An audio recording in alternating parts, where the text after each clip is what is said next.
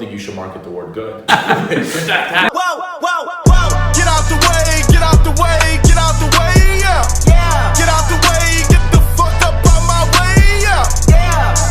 You either with me or against me, ho. We are here, beautiful Napa Valley, California, getting ready for another run. We ran in Scottsdale, San Diego on Thursday, flew out here yesterday morning, slept like 12 hours. I think I went to sleep at 7:30 p.m. My body's tired, so rested yesterday. And today we're gonna get another run in, and then I'm here for a wedding, so gonna go to some wedding festivities today, but gonna sneak in a run first. Even when you travel, you gotta keep going. Let's go. All right, Napa, California, looking good. I think I'm running on a freeway though. All right, another run finished. Saturday morning, missing my LA Run Club, so had to rep for them in Napa. Be back next weekend, and Monday night, San Francisco. All right, I'm here in San Francisco with our host for our big run event, Tareq Azim. Really amazing story of how we met. He actually came to a 5-4 sample sale. That's right, the good old jeans. Yeah, maybe like 11 years ago. And, we were early in our business. He was early in his business. Now he owns pretty much the best workout gym concept facility, I would say, in San Francisco by far. The world. Definitely the world. Trained some of the best athletes, most powerful CEOs in the world. And now he's got 2 new businesses, which I'm going to ask him about, a boxing concept, and then his kind of social media. I'd call it more of a behavioral tool with a really strong social play. All right, let's learn. So first, give us a little background. You were a collegiate football player? Yeah, I played over at Fresno State. I was a linebacker there. Moved to fullback my senior year. Wow. I grew up obviously with a ton of martial arts, with boxing and jiu-jitsu and wrestling, and in parallel to my college time of football, I was really getting into the sport of mixed martial arts, and I've had a hell of a time the last 15, 16 years. You train the best people in the world at whatever they do, whether it be like Marshawn Lynch or these Fortune 100 CEOs that are just the most powerful people on earth. They're obviously cut a different way than most of us. Sure. So it just got to a point where I started to realize, I said, look, this mentality can't be something that's limited just to fighters, right? Or even just to football players. Yeah. And obviously being a college football player and having to understand the martial arts and high-level football, I was able to do something with the both, have them both complement one another. Yeah. And as that kind of went off, we had, obviously a ton of success in the fight game with all the UFC world titles and the Strike Force titles, where Tom Cable ended up giving me a massive opportunity with the Raiders, where I actually became relevant in the National Football League. And at that point is where I started connecting with a handful of different players from different teams, and decided, look, I can't be somewhere where there's this glass ceiling. I can't be under one organization. I can't be under one thing. I need to be somewhere where I have a lot of freedom. And what allowed me to have freedom was be able to create a space that allows all walks of life to come, be able to capitalize on our mindset, our mentality of, let's find a way to teach people how to embrace discomfort. And that's kind of what I did with both sports. And I was able to use, fighting into football, and football into fighting, and then both into Wall Street, Silicon Valley. You know what's crazy? Because you're in businesses that people would on the outside say, wow, that's a really crowded space. It's like, starting a clothing line. Sure. Starting a clothing line, everyone I know has a clothing line. Right? So you're in the gym space, for lack of a better word, and that's obviously very crowded. Sure. And then, every time I come up here, you've partnered up with companies and you have facilities inside of companies. That's such an interesting way to scale, as opposed to hey, let's go open on the corner of Market and Mission, and Joe Blow walks by and needs a place to work. Right. Instead, you went and how did that happen? Just understanding, obviously understanding the power of what it is that we do, right? Yeah. There's obviously this philosophical alignment that has to come between myself and the founder, or myself or the CEO of the organization, to look, the way we make each other feel is how I want my organization to feel. So there's There's just a lot of experience in life too that comes into play, right? I didn't come to America. I mean, I came to America as a refugee. Yeah. And I had to do a lot of figuring out. And I think a lot of that figuring out is what's become really, really valuable to a handful of these individuals and organizations.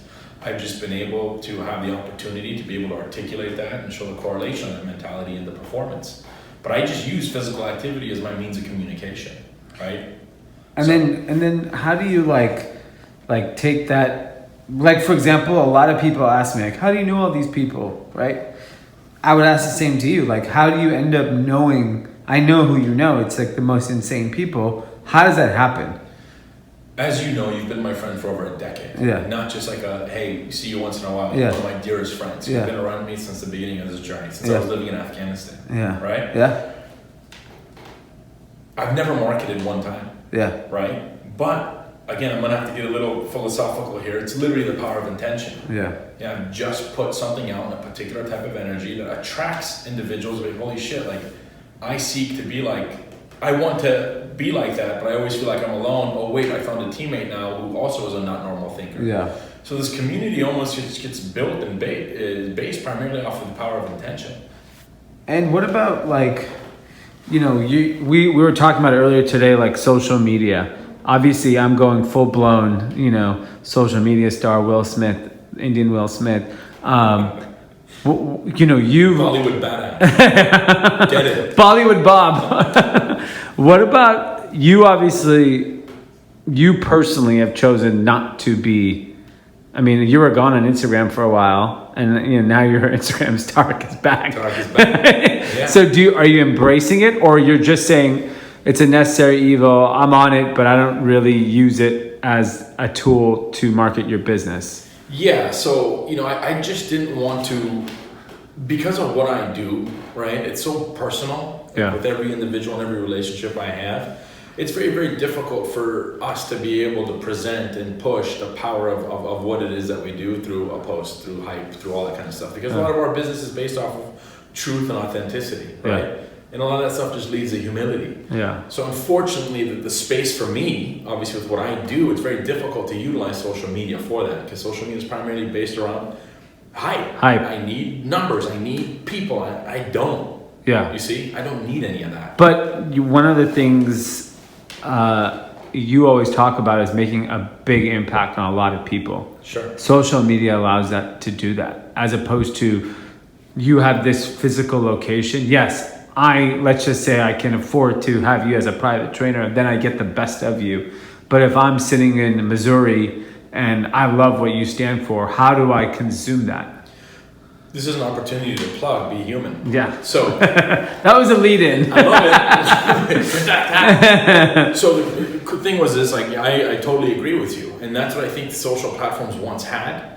But today, a lot of these platforms all have particular themes. And I think a lot of these current social platforms have been humoring and honoring humiliation, right? Where people don't even feel safe putting anything out that means anything to them. Yeah. A lot of people are literally putting out things that get likes, right? And it's literally caused a demise of society, like the power of these likes, because likes really have no meaning to people other than humiliation. Yeah.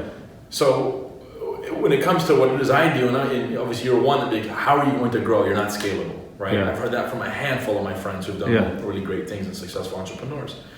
And I said, it's not the physical, it's not the presence of the location, it's not the workouts, it's not this is what people come for. What people actually come here for is just the practice of a very particular behavior, which is just being conscious. How do you scale that?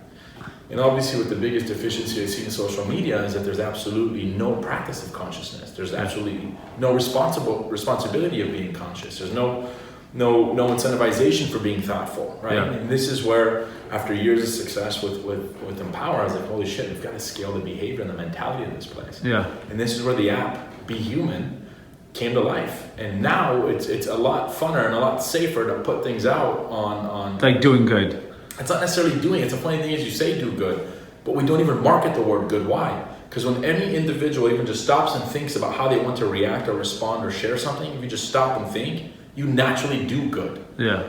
But I never want to market it as what good is or what bad is. Actually, Marshawn Lynch and I were kind of going over our beta about a year ago, and he was like, hey, T, I got one, let's go over one thing. I said, what is it? He said, I don't think you should market the word good.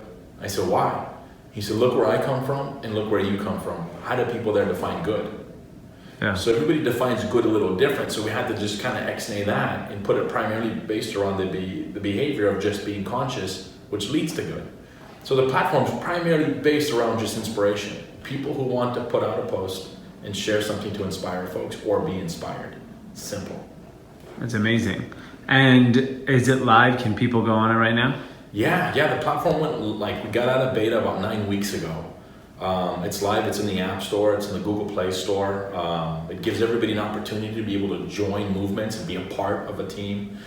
Organizations, companies, institutions have created these things called We Are, like We Are movements. We Are the Niners, We Are Menlo Club, We Are, whatever, to be able to define the character of these organizations. Yeah, it's amazing. So they're all living live now. It's awesome. We got a really aggressive and cool token play. So every time you inspire people, you get tokens, and these tokens are actually our currency that you can use in the Karma Store. That's amazing. The Karma Store has a bunch of goods in there, to ability to donate to causes that are funded. So it's cool, man. It's really cool to create a platform and to be a part of a platform that's actually humanizing social media. Yeah, that's incredible. Lastly, you launched a new boxing concept. A lot of people I know are intimidated by classes in general. Sure. Because they're like, oh, you're going to be in shape to go to XYZ. Yeah, and fortunately for you, you've been around my journey for a long time to see how I build my companies, right? Yeah. I'll build them around the fact that a 70-year-old and a 7-year-old can do it. Yeah. So the language, the content, the instruction, the curriculum, the style, the flow, the feel is applicable to all.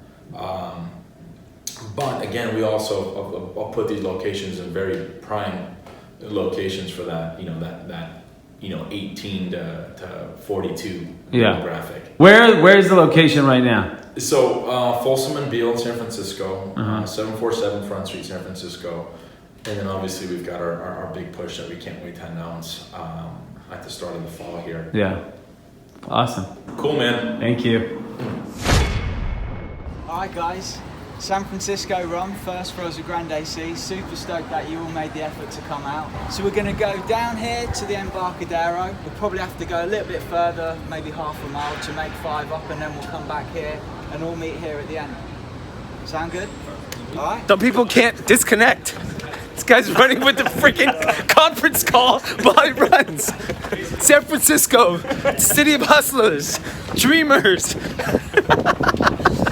Man, this is a beautiful day. We did it. Check it out. Around the ballpark. I feel unbelievable right now. No sleep, no excuse. Out here getting beautiful San Francisco. We did it. Monster 5 mile run.